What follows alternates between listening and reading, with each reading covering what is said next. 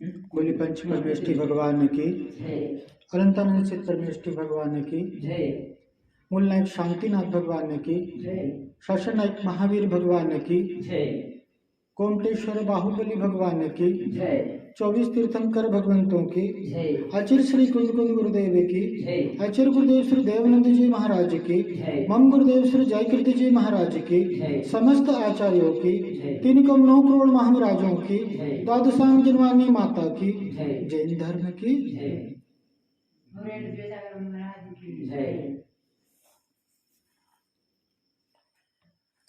पुण्य और पाप ये विषय चल रहा है। और पुण्य और पाप में यहाँ कहते हैं कि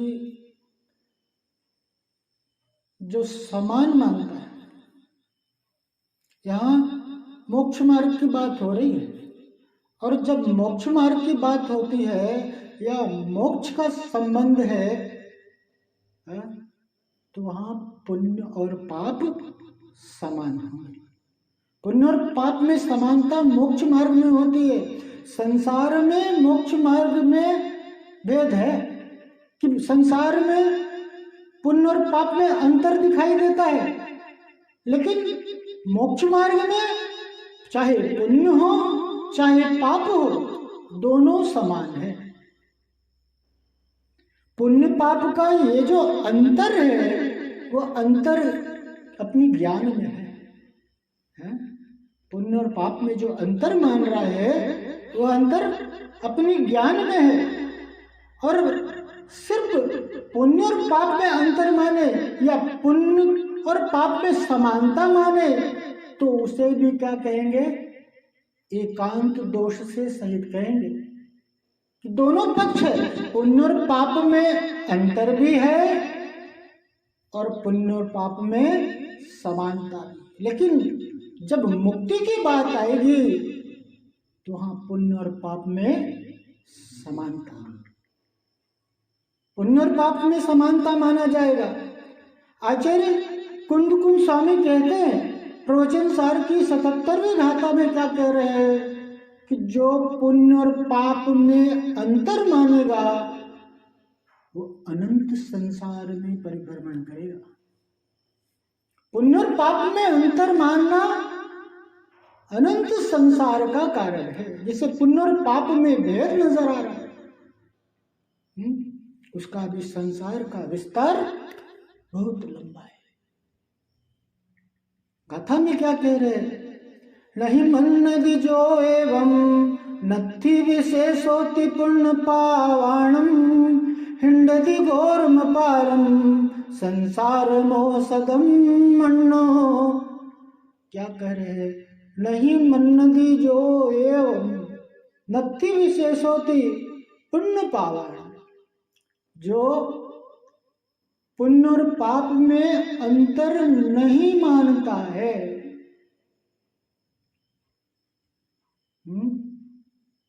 जो पुण्य और पाप में अंतर मानता है, कह रहे हिंडती घोरम पारम संसारम, घोर संसार में परिभ्रमण करता है। मोह और क्षोभ से आक्षिण, मोह और क्षोभ से ग्रसित होकर के वह अनंत संसार में भ्रमण करता है। क्या देखो, इसका हिंदी रूपांतरण कहते हैं, पुण्य पाप में अंतर नहीं है जो न माने बात है। पुण्य पाप में अंतर, डिफरेंस, पुण्य और पाप में अंतर नहीं है, पुण्य पाप में अंतर नहीं है जो न माने बात। पुण्य पाप में जो अंतर नहीं, पुण्य और पाप में है ना अंतर नहीं है, पुण्य और पाप में जो भेद कर रहा है, कह रहे संसार सागर में भ्रमे मोह मध्य से आचिन्न हुए। इस संसार सागर में भ्रमण करता है, संसार रूपी अटवी में, संसार रूपी घोर संसार रूपी सागर में निमग्न रहता है, डूबा रहता है। उसका संसार बहुत लंबा है। जो पुण्य और पाप है, तो यहाँ कह रहे जो पुण्य में बहुत लगाव होता है। पुण्य अच्छा दिखाई देता है उसे और पाप बुरा दिखाई देता है। पुण्य पुण्य में लगा रहता है। जो ये पुण्य के प्रति जो उसकी आसक्ति है, जो पुण्य के प्रति जो उसकी लगाव है, जो पुण्य में जो उसका एकमेकपना है, पुण्य पुण्य पुण्य पुण्य करना है, पुण्य करना है। तो ये जो लगाव है, और सबसे घातक क्या है कि पुण्य में संतुष्टि का परिणाम। जरा सा धर्म किया और उसे लगता है बहुत कर लिया। अरे सुबह में 6 बजे उठ जाता हूँ और नहा धो करके सीधा मंदिर आता हूँ, और मंदिर आकर के और 1 घंटे 1.5 घंटे तक पूजा अभिषेक करता हूँ, फिर ऐसो दोपहर में स्वाध्याय करता हूँ, और ऐसो शाम को ऐसो फिर स्वाध्याय करता हूँ, जप करता हूँ। और क्या बच्चे की जान लोगे? इतना तो करता हूँ। और इतना भी नहीं, आज तो क्या घंटे, आधे घंटे, 15 मिनट का भी जो धर्म किया उसमें ऐसा लगता है बहुत कर लिया। 2 दिन प्रवचन सुन लिए, इतना तो धर्म कर लिया। 2 दिन के बाद तीसरे दिन नहीं आ रहे हैं? ये संतुष्टि का भाव कि बहुत कर लिया है, ये बहुत घातक है। कि देखो, जिसको संतुष्टि हो गई, कोई पढ़ने वाला बच्चा है, उसे सब बहुत बोलते हैं, ये बहुत पढ़ता है, दिन भर किताब लेकर के पढ़ता रहता है। और उसके बच्चे को ऐसा लगने लग जाए कि मैं बहुत पढ़ता हूं, तो आगे बढ़ पाएगा? है? किसी को कोई कह दे ना कि अरे बहुत स्वाध्यायी है ये, तो आप तो बहुत स्वाध्याय करते हो, है? तो उसे मन में ऐसा लगता है ना, अरे मैं बहुत स्वाध्यायी हूं। आप ठीक कह रहे हो।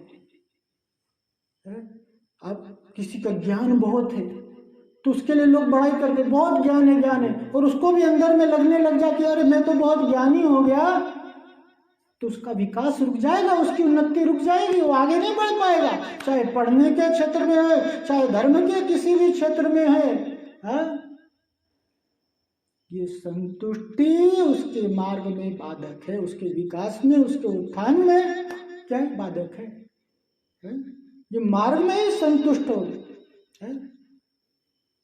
तो पुण्य को छोड़ने योग्य, पुण्य को छोड़ने योग्य नहीं समझ पाने के कारण, जो पुण्य क्या है ये छोड़ने योग्य है, ये पुण्य में लगे रहना ठीक नहीं है, ये पुण्य में खोए लगने रहना ठीक नहीं है। और इस पुण्य में लगे रहने के कारण ये जीव धर्म नहीं कर पाता, ये राग में लगा रहता है। पुण्य क्या है? राग है। और राग में लगे रहने के कारण ये जो वीत राग भाव है, जो इसकी मुक्ति का कारण है, उस वीत राग भाव को प्राप्त नहीं। इसलिए यहाँ क्या कहा कि पुण्य हो चाहे पाप हो, दोनों क्या है? बाधक है, दोनों क्या है? घातक है। और एक क्या होता है कि एक जीव तो ऐसे है, ऐसे लोग हैं जो पाप में खोए हुए हैं, पाप में गाफिल है? धंधा चल रहा है तो उसमें लगे हुए हैं, शादी हो रही है, धंधा चल रहा है, या दुकान चल रहा है, ये जो काम है ये सब क्या है?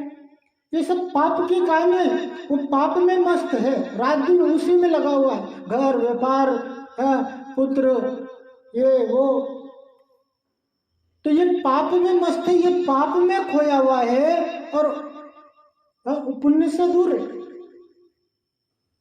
पुण्य उसको समझ में नहीं आता, उसको पुण्य तो दिख ही नहीं रहा। और एक जो किसी तरह से पाप से बच करके और पुण्य में लग गए हैं, तो वो पुण्य में संतुष्ट होकर के रह जाते हैं,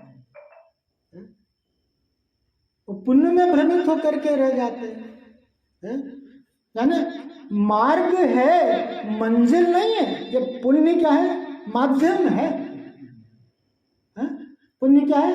माध्यम है। पुण्य लक्ष्य नहीं है। लक्ष्य तो मुक्ति है, और जो मार्ग में संतुष्ट होकर के रह जाएगा, मार्ग को ही जो मंजिल मान ले, इससे बड़ा और भ्रम क्या? भाई आपको यहां से घर जाना है, घर जाना है तो यहां से चलेगा और चर्च तक पहुंच गया। एक आदमी चर्च तक पहुंच गया, एक आदमी सर्कल तक पहुंच गया। हाँ, और घर कहाँ है? एल्डर रोड पर उधर घर है, उधर घर है। तो दोनों में वे कि मैं तो बहुत पहुंच गया यहाँ, सर्कल वाला पहुंच ले मैं बहुत आगे आ गया, और चर्च वाला पहुंच ले कि मैं बहुत आगे आ गया, बस तो घर पहुंच पाएगा, वो अपनी मंजिल को पहुंच पाएगा है? तो जो मार्ग में संतोष, ये इसलिए कह रहे हैं घातक है, ये बाधक है। और उससे भी एक विचित्र कारण है कि यहाँ एक तमगा मिल जाता है। तमगा मतलब समझते हैं? धर्मात्मा की पदवी मिल जाती, जैसे बहुत धर्म करता है ना, अरे आप तो बहुत धर्मात्मा हो, धोती दुपट्टा, एक डिग्री मिल जाती है इसके, है तो धर्मात्मा कहलाने लग जाता है। अरे मैं तो बहुत धर्मात्मा हूँ। अब जो उसमें क्रिया में ही संतुष्ट हो गया, और धर्म के स्वरूप को उपलब्ध हो पाएगा क्या? उसका छूटना बहुत कठिन है। अरे आप तो बहुत, मालूम है महाराज जी लोग आते हैं तो ये सबसे पहले चौका लगाते हैं, महाराज जी का बहुत विहार कराते हैं। महाराज जी का रात दिन उनकी वैयावृत्ति, अरे महाराज जी की वैयावृत्ति करना, महाराज जी का विहार करना, महाराज जी का आहार कहलाना, किस लिए? कि एक दिन तुम खुद महाराज जी बन जाओ, तुम महाराज जी के आहार विहार में लगे रहोगे, तुम वो मार्ग है, वो माध्यम है। अरे तुम महाराज जी की निकटता तुम्हारे लिए इसलिए मिली कि तुम एक दिन महाराज जी बन जाओ, ऐसी है, ऐसी भावना होनी चाहिए ना। लेकिन वहां अगर वो मन में संतुष्ट होकर रह जाए और सिर्फ इसी के लिए करे, जाति लाभ आदि के लिए करे, तो ये घातक है।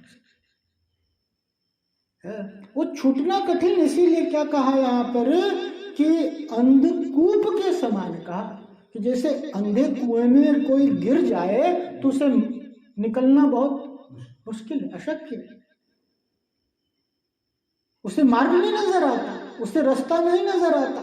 यहाँ पर यही कहा कि उदाहरण दिया ना, चांडालनी के पुत्र, जैसे चांडालनी युगल पुत्र जने एक दियो बामनी के एक खुद राक्षु, कि दोनों में जो एक अच्छा और एक बुरा, मांस वाला बुरा दिखाई देता है और नहीं खा रहा वो अच्छा दिखाई देता है।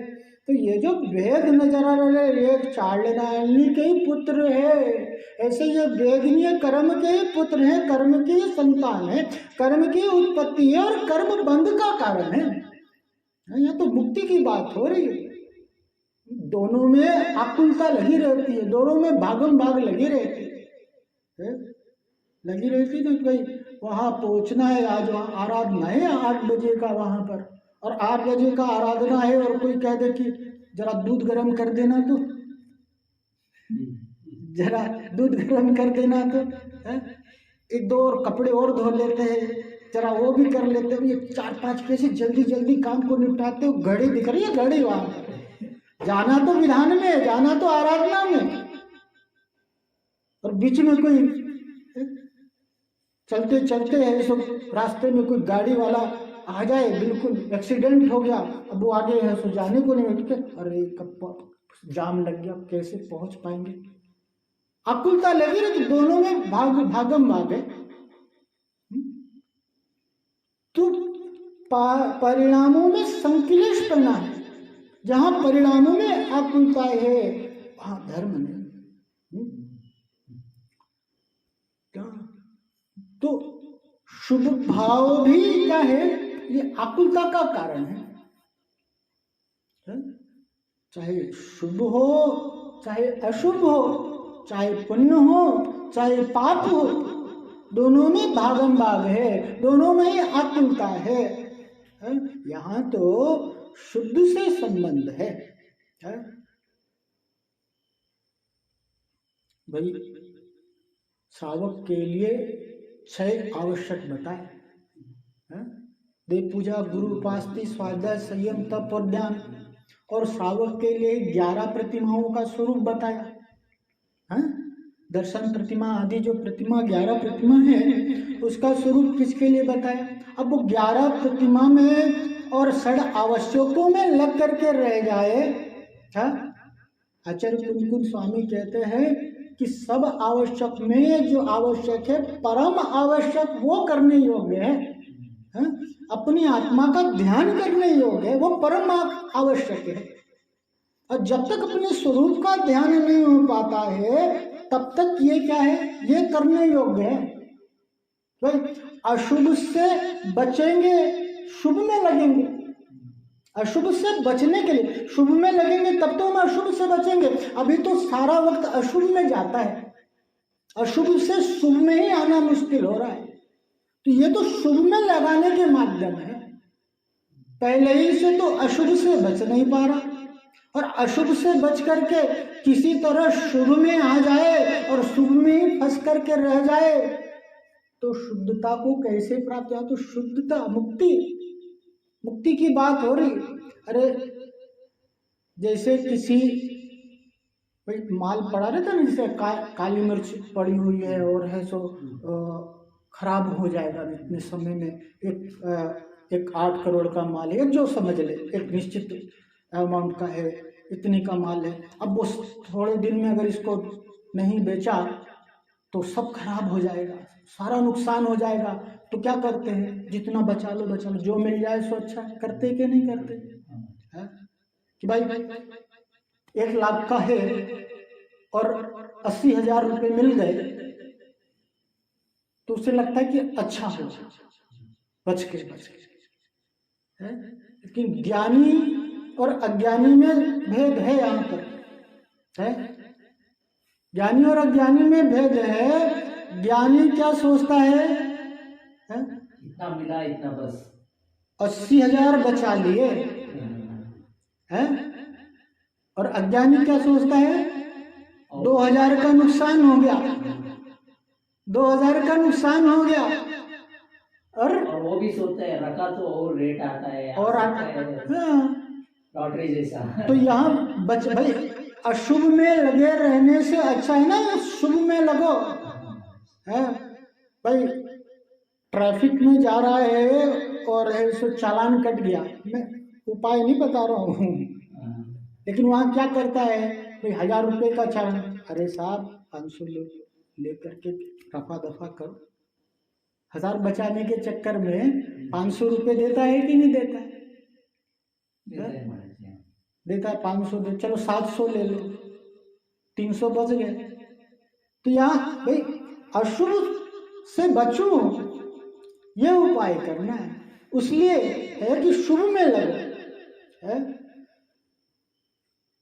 और शुभ में ही फिर नहीं लगे रहना। आचार्य कुंद स्वामी ने नियम सार ग्रंथ लिखा, और वो नियम सार ग्रंथ में है स्वयं के लिए लिखा। उसमें प्रायश्चित लिखा। किस लिए प्रायश्चित है? प्रत्याख्यान, प्रतिक्रमण, आलोचना। और आचार्य श्री कहते हैं कि ये मैंने खुद के लिए लिखा है, खुद के लिए लिखा है। कोई पढ़ ले तो पढ़ ले, लेकिन लिखा किसके लिए है? ये मैंने खुद के लिए। आचार्य श्री कुंद गुरुदेव और प्रायश्चित, बात समझ में नहीं आता। किस बात का प्रायश्चित लिख रहे हैं? उनको किस बात का प्रायश्चित? सुबह सुबह गुरु महाराज के दर्शन करने गए श्रावक, तो उनके शिष्य बैठे हुए, तो गुरु भक्ति चल रही थी, और गुरु भक्ति के बाद महाराज जी ने प्रायश्चित मांगा। तो श्रावक बोलेगा तो महाराज जी और गुरुदेव से प्रायश्चित ले रहे थे, क्या किया होगा महाराज जी ने? है? क्या किया, ऐसा क्या पाप कर दिया? अरे महाराज जी क्या, उनके तो 5 पापों का त्याग है। उनके जीवन में हिंसा है, न झूठ है, न चोरी है, न कुशील है, न परिग्रह है, 5 महाव्रत के धारी है? उनसे कौन सा पाप हो गया? 28 मूल गुण का वो पालन करते। आचार्य कुंदकुद गुरुदेव कह रहे कि ये प्रायश्चित इसलिए है कि मैं जो ये है ना, ये प्रवचन करना, ये विहार करना, ये आहार करना है, ये भी क्या है? ये शुभ है, ये भी पुण्य है, ये भी शुभ है। उनको इस बात का प्रायश्चित है कि मैंने तो मुनि मुद्रा अपने स्वरूप का ध्यान करने के लिए ली थी है? और जब मैं ध्यान नहीं कर पा रहा हूं, मैं स्वरूप का ध्यान नहीं कर पा रहा हूं, तो मैं इन कार्यों में लगा रहता हूं है? स्वाध्याय में, प्रवचन में, आहार में, विहार में, ये सब क्या है? ये मार्ग है। इसके लिए मुनि मुद्रा नहीं है। मुनि मुद्रा तो अपनी आत्मा का ध्यान करने के लिए, मैं वो नहीं कर पाया तब तक इसमें लगा हुआ हूं।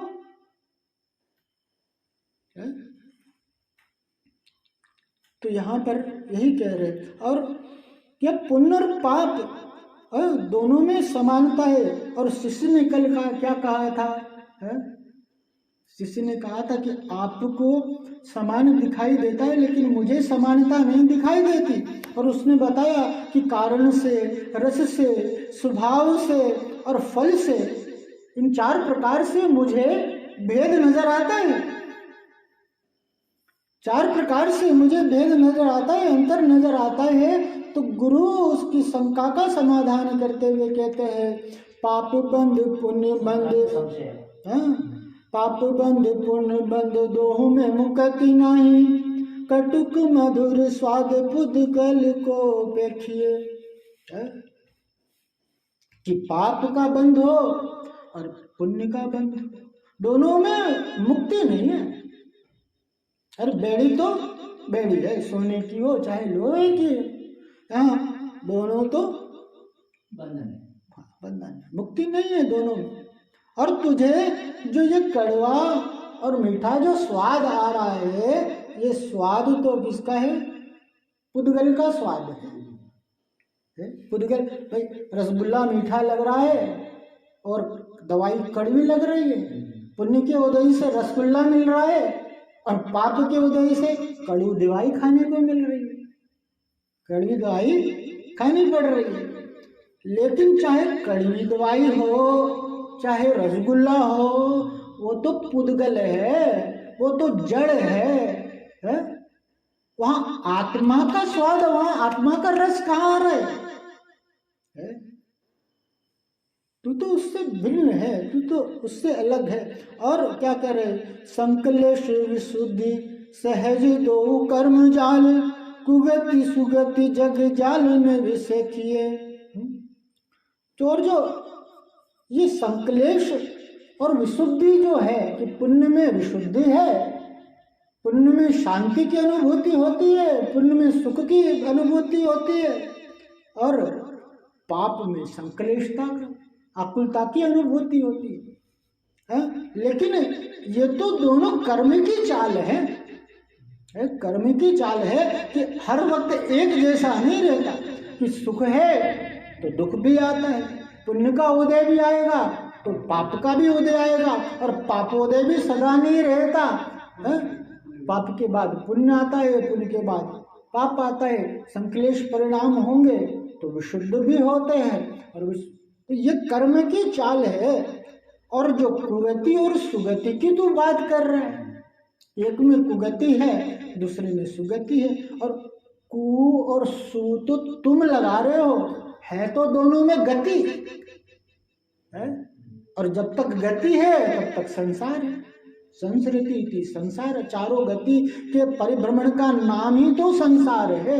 अरे चाहे कुगति में चले जाए, चाहे नरक निगोद में चले जाए, चाहे स्वर्ग में चले जाए, लेकिन दोनों तो संसार है? जगत का जाल है भाई। नरक बुरा लगता है और स्वर्ग अच्छा लगा है। उस स्वर्ग में भी कौन सा सुख है? स्वर्ग के देव, स्वर्ग के देव वहां भी क्या है?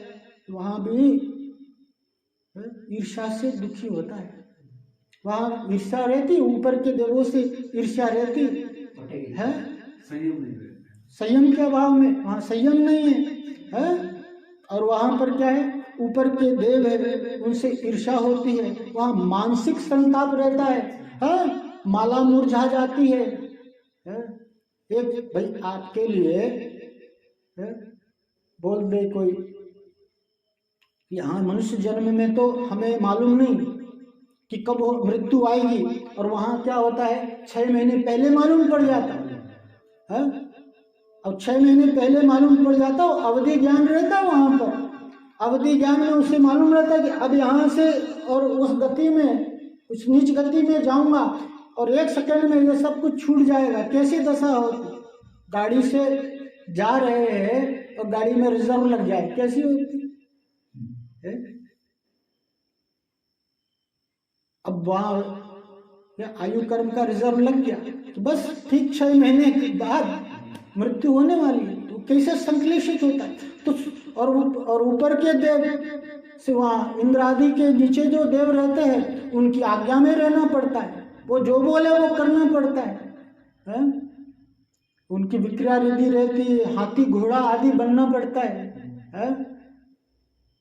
तो बोलते हैं हाथी। तो ये सब जो है ये देवगति में भी हमें सुख दिखाई देता है, वहां सुख नहीं है? और यहीं देख लो कि भाई हमें सामने वाला बहुत सुख और आनंद में दिखाई देता है। धीरू भाई अंबानी बहुत सुखी होगा ना, है? धीरू भाई अंबानी से जाकर के पूछो, या वो उसको जरा करीब से जाकर के देखना तो मालूम पड़ेगा कि हकीकत क्या है। आपसे कहीं ज्यादा उसको टेंशन है, आपसे कहीं ज्यादा उसको आकुलता है कि जिसका जितना विस्तार होगा उसकी आकुलता भी उतनी ज्यादा है। उसकी चिंता, आशय, टेंशन उतनी ज्यादा होती। तो यहाँ यही बात है कि भाई वो सुखी दिखाई दे रहा है, लेकिन उससे पूछो कि आप तो बड़े आनंद में रहते हैं, आपको क्या कमी, बंगले में, गाड़ी में और नौकर और चाकर। बात करो तो बोले श्रीकांत जी से पूछो कि आपको क्या कमी है। श्रीकांत जी बोलेंगे क्या, मेरी मैं ही जानता हूँ, आप बोल रहे हो मेरी मुझे ही मालूम। हर व्यक्ति की अपनी अपनी, चाहे वो झोपड़ी में हो चाहे महल में हो, झोपड़ी वाले की अपनी समस्या है, महल वाले की अपनी समस्या है, सबकी समस्या अलग अलग है। अब वो महल वाला है, उसने अपना स्टैंडर्ड इतना बना रखा है तो उसे मेंटेन करने की परेशानी है। अब वो फोर्ड गाड़ी में घूमता है तो फोर्ड गाड़ी बिक भी जाए तो लोन लेकर के फोर्ड गाड़ी में घूमेगा क्योंकि भाई उसका स्टेटस उसको मेंटेन करके रखना है। अपनी अपनी सभी की परेशानियां हैं, कोई भी सुखी नहीं है, चाहे देवगति में हो, चाहे त्रियंश में हो, चाहे निगोद में हो, और चाहे मनुष्य गति, किसी गति में कहीं भी सुख नहीं है। तो कुगति और सुगति का जो भेद कर रहा है, अरे ये दोनों तो जगत जाल है, दोनों तो संसार है, और तुझे ये जो कारण आदि, जो कड़वा और मीठा जो स्वाद जो नजर आ रहा है, और ये जो भेद तेरे लिए नजर आ रहा है, ये तेरे मिथ्यात्व के कारण तुझे ये भेद नजर आ रहा है, ये तेरी अज्ञानता के कारण भेद नजर आ रहा है। ये जो शरीर में तेरी जो अपनत्व की बुद्धि है, शरीर रूप अपने आप को जान रहा है, और शरीर की प्रतिकूलता अनुकूलता में तू सुखी और दुखी हो रहा है, ये मिथ्यात्व ही तेरी दुख का कारण है। ये जो भेद दृष्टि जो दिख रही है, जो दोपना तेरे लिए दिख रहा है, ये तेरी अज्ञानता का, ये जो विपरीत ज्ञान, जो उल्टी बुद्धि होगी ना, मोह के वशीभूत, ये उल्टी बुद्धि, ये मिथ्यात्व तेरे लिए है ना, ये भेद का कारण है। हाँ, और यहाँ यही कह रहे हैं कि भाई छत के ऊपर खड़े हो जाओ और दूर से देखते हैं तो जमीन और आसमान एक नजर आते हैं ना? लेकिन वास्तव में जमीन और आसमान एक है क्या? नहीं, जमीन और आसमान अलग अलग, लेकिन वो तेरे लिए दिख रहा है, तेरी आंखों का भ्रम है। रेल की पटरी के बीच में खड़े हो जाएंगे तो दूर देखकर पटरियां दोनों मिल गई हैं, वो मिले हुए दिख रहा है, लेकिन वो मिले हुए हैं क्या? है? मिले हुए नहीं है। मृग मरीचिका हिरण को रेगिस्तान में आगे पानी नजर आता है, लेकिन वहां पानी मिलता है क्या? उसे भ्रम है, ये अज्ञान है। उसी प्रकार से ये मिथ्यात्व कारण है। अरे एक मुनिराज होते हैं, वो तो अपनी आत्मा, उन्हें कोई भेद नहीं होता। शांतिनाथ भगवान को देखो, उन्हें वन में और महल में कोई भेद नजर आया क्या? चाहे वो जैसे वन हो वैसे महल। ऐसे ही साधु हैं, उनके लिए कोई भेद नहीं रहता। वो किसी के घर में चले जाएं तो लगता आज बहुत बड़े के यहाँ आहार हुए, और आज तो वहां कुछ भी नहीं था। उनको ये नहीं रहता मन में किसके यहाँ गए, किससे मिल रहे हैं, कौन क्या है, कोई राजा है, कोई क्या है, ये भेद दृष्टि नहीं है उनके। क्या कर, चाहे घर में रहे चाहे वन में रहे, जो निज में समाये रहते हैं, सब काम जगत के किया करे, नहीं मोह किसी से करते हैं। चाहे घर में रहे चाहे वन में रहे, सब काम करते हुए नजर आते हैं, लेकिन उन्हें मोह नहीं रहता है। बहुत बढ़िया है, संत निवास बनवा दिया है तो क्या होगा? अरे वो महाराज आगे तो वो टिक गया है आकर के, तो क्या उनको कोई है क्या? कितना भी बढ़िया घर महल में रहेंगे, एक दिन उठाए पीछे कमंडल ये चले। न मोह किसी से करते हैं। अरे मुनि के लिए, साधु के लिए मोह नहीं होता। किसी से लगाव रहता क्या? नहीं, किसी से लगाव नहीं। इसीलिए कहा कि भाई एक स्थान पर ज्यादा देर तक नहीं रहना बिना प्रयोजन के, है? क्यों?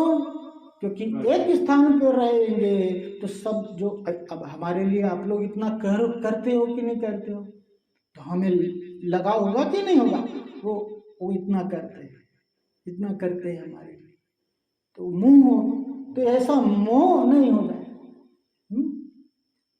मोह नहीं रहता उनको किसी से, न मोह किसी से। सब करेंगे, सबसे बात करेंगे, सबसे मिलेंगे जुलेंगे, हाँ? लेकिन उनको लगता है महाराज तो मेरे से बहुत अच्छे से बात करते हैं, मेरे को चाहते हैं, मैं उनको नहीं चाहते। अरे ऐसा नहीं, जैसे वो वैसे तुम, उनको कोई भेदभाव नहीं है, वो भेदभाव से ऊपर। तो मोक्ष में तो क्या है, मोक्ष मार्ग में तो क्या है, शुभ हो चाहे अशुभ हो, शुभ और अशुभ दोनों से कोई मतलब नहीं है, केवल एक शुद्धोपयोगी ग्रहण करने योग्य है? वही उपादेय है। आगे पंडित बनारसी दास जी कहते हैं, शील तप संयम विरति दान पूजा दिक, अथवा असंयम कषाय विषय भोग है। को शुभ रूप को अशुभ रूप, मूल वस्तु के विचारित द्विविध कर्म रोग है।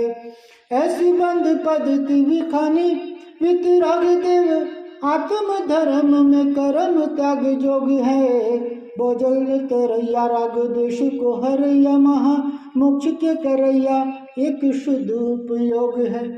कह रहे शील तप संयम विरति दान पूजा दिक, चाहे शील का पालन करना हो, चाहे तप का पालन करना हो, संयम को धारण करना, व्रतों को धारण करना, दान देना, पूजा करना, आराधना करना, हाँ, और भी जितने भी धार्मिक कार्य है, महाराज जी का आहार विहार, महाराज जी की व्यवस्था करवाना, स्वाध्याय करना, पुस्तक छपवाना, हाँ, संत निवास बनवाना, मंदिर बनवाना, मंदिर में प्रतिमा जी विराजमान करना, ये सारे जो कार्य है। और दूसरा क्या कह दिया, हाँ, ये अच्छे कार्य लगा लिया। और बाद में क्या कह दिया, असंयम है, कषाय को करना, हाँ, विषय भोग में रमे रहना, ये सब पाप रूप है। और उसके पहले जो कहा शील तप आदि, ये पुण्य रूप है। को शुभ रूप को अशुभ रूप, कोई शुभ रूप है और कोई अशुभ रूप है, लेकिन मूल वस्तु के विचारित द्विविध कर्म रोग है। जब मूल का, जब सत्य का विचार करेंगे तो क्या कह रहे हैं कि दोनों तो क्या कह दिया, कर्म रोग कह दिया। पंडित बनारसी दास जी क्या कहते हैं कि यह कर्म रोग है। कर्म का रोग किस लिए कहा कि एक को कंप रोग कहा और एक को अकड़ रोग कहा।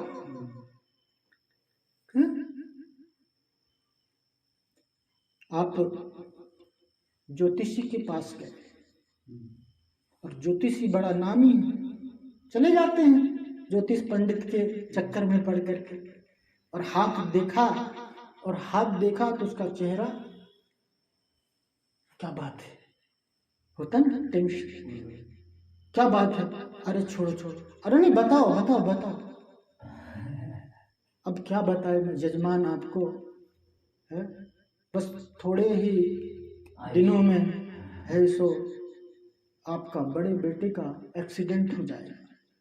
तो कैसे कांपने लग जाता है, कैसे घबराने लग जाता है कि उसका चेहरा जैसे ही बदल गया, कहेगा गुरु शनि में बैठ गया है, शनि वहां जाकर के बैठ गया और ये धमाल मचाए हुए और ये और वो, तो वहां कैसी घबराहट।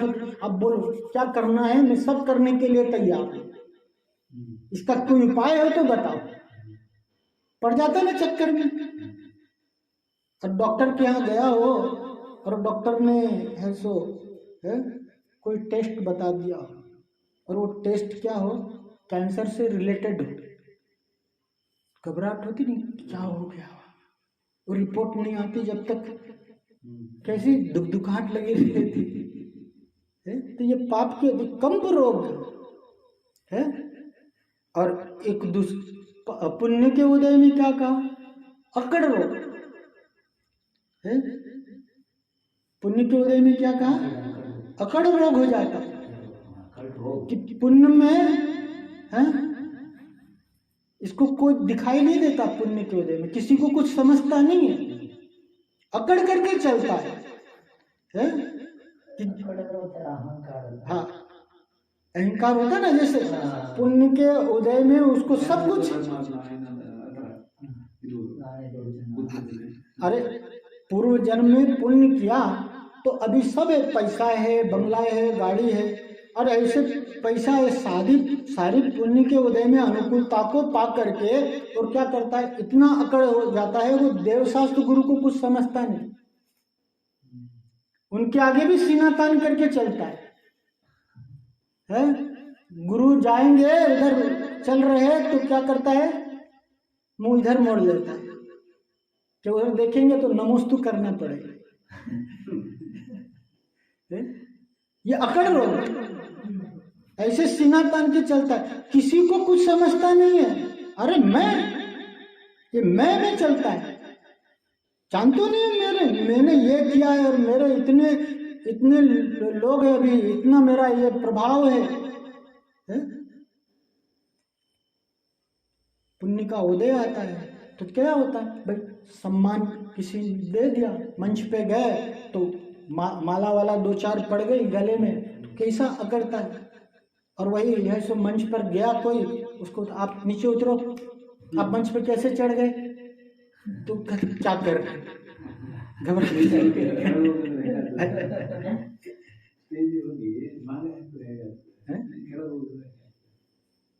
पुण्य के उदय में भाई यश कीर्ति के उदय में खूब ख्याति होती है, खूब नाम मिलता है, और जब अपयश कीर्ति का उदय आता है, जब पाप का उदय आता है तो निंदा होती है, तब बदनामियां होती है। लेकिन यहाँ तो दोनों में क्या, एक को क्या, एक में कांपता है, एक में घबराता है, और एक में है सो तन के चलता है, अकड़ के। तो एक अकड़ रोग बताया और एक कंप रोग बताया।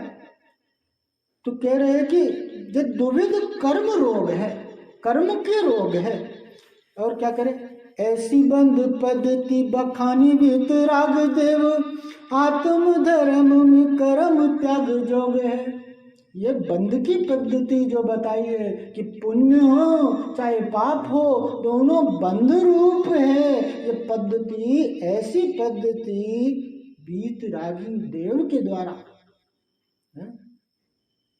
उन्होंने बताई कि आत्म का धर्म, जहाँ आत्म धर्म की बात है वहाँ तो कर्म त्याग योग है। चाहे पुण्य हो चाहे पाप हो, दोनों का त्याग करने योग्य है। तब तक क्या कहा कि भाई जब तक है ना पाप से बचने के लिए पुण्य में लगे रहो, देवशास्त्र गुरु की शरण में लगे रहो, देवशास्त्र गुरु की शरण में लगे रहो। और देवशास्त्र गुरु की शरण में लगे रहने का मतलब उन जैसा बन जाने को शरण तुम्हारी आया हूं। सच्चे देवशास्त्र गुरु की शरण में जो जाता है वो एक दिन उन जैसा बन जाता है। और जो भगवान का दास बना रहता है, जो भगवान का भक्त बना रहता है, वो कभी भगवान नहीं बन पाता। भगवान की प्रतिमा, मंदिर में भगवान की प्रतिमा क्या संदेश दे रही है, कैसी मुद्रा है भगवान की मुद्रा, भगवान की दृष्टि कैसी है, ध्यान क्या, छवि वीतरागी नग्न मुद्रा दृष्टि नासा पे धरे। भगवान की मुद्रा कैसी है, वीतरागी मुद्रा है। भगवान किसे देख रहे हैं, दृष्टि नासाग्र दृष्टि है। नासाग्र दृष्टि क्यों है, नासाग्र दृष्टि क्यों है कि भाई आंखें बंद होगी, आंखें बंद होगी तो क्या बताएगा, नहीं, वो प्रमाद का सूचक है, वो आलस्य का सूचक है कि महाराज जी ऐसे ध्यान कर रहे हैं, ऐसे आंख बंद हो तो क्या कहेंगे, सो रहे थे महाराज जी। ऐसी बात, आंखें बंद में नहीं रखना और आंखें खुली हो तो वो भी दोष है। वो किसी को देखते नहीं, पर पे दृष्टि आ जाएगी, आंखें खुली रहेगी तो पर दृष्टि का कारण है। लेकिन भगवान की दृष्टि कैसी है कि नासाग्र दृष्टि, यानी स्वयं को देखना, स्वयं को देख रहे हैं, किसी को नहीं देख रहे, स्वयं को देख रहे।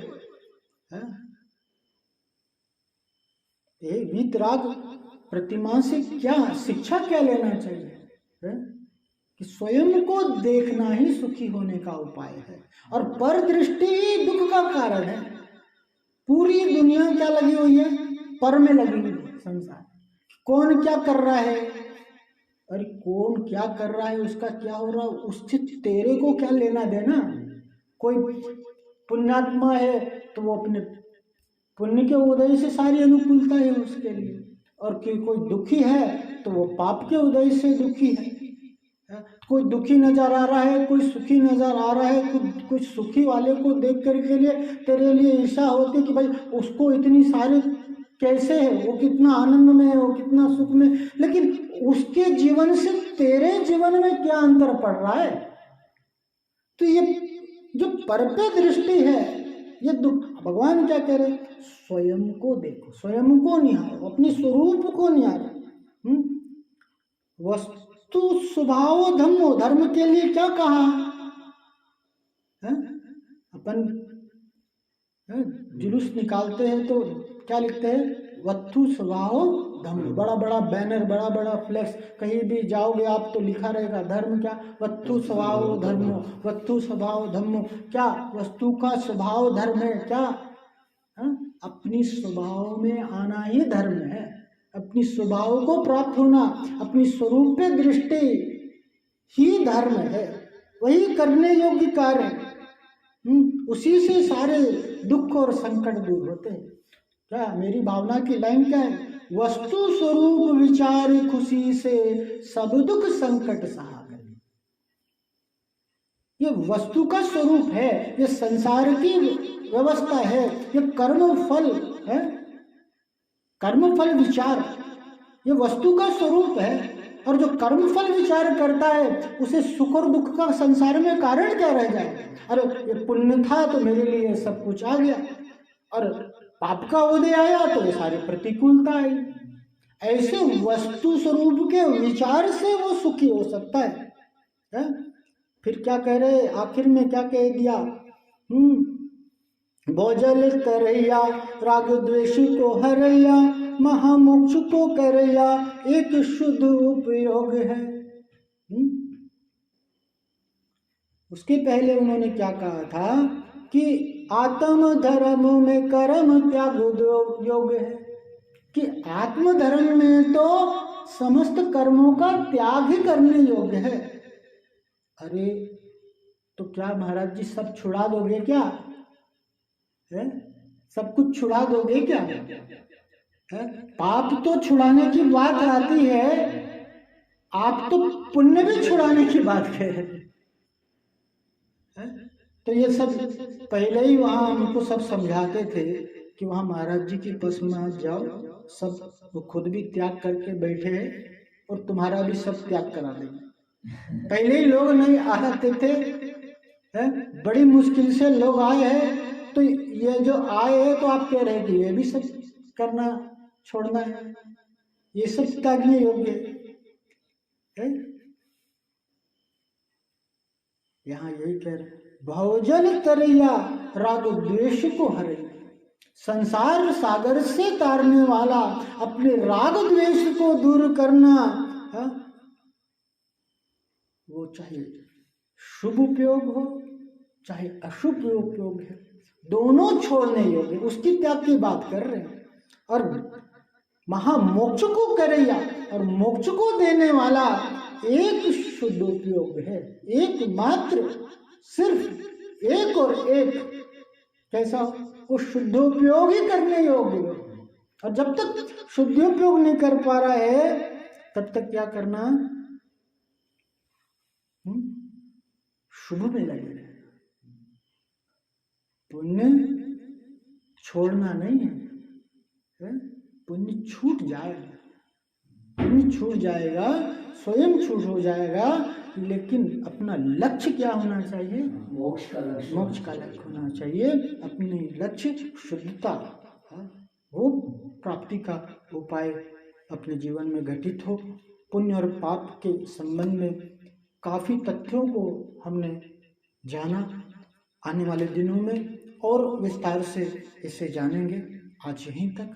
बोले पंच परमेष्ठी भगवान की, अनंतानंद सिद्ध परमेष्ठी भगवान की, मूल नायक शांतिनाथ भगवान की, शासन नायक महावीर भगवान की, कुंटेश्वर बाहुबली भगवान की, 24 तीर्थंकर भगवंतों की, आचार्य श्री कुंद गुरुदेव की, आचार्य गुरुदेव श्री देवानंद जी महाराज की, मम गुरुदेव श्री जय कीर्ति जी महाराज की, समस्त आचार्यों की, 3,9 करोड़ महाराजों की, द्वादशांग जिनवानी माता की, जैन धर्म की।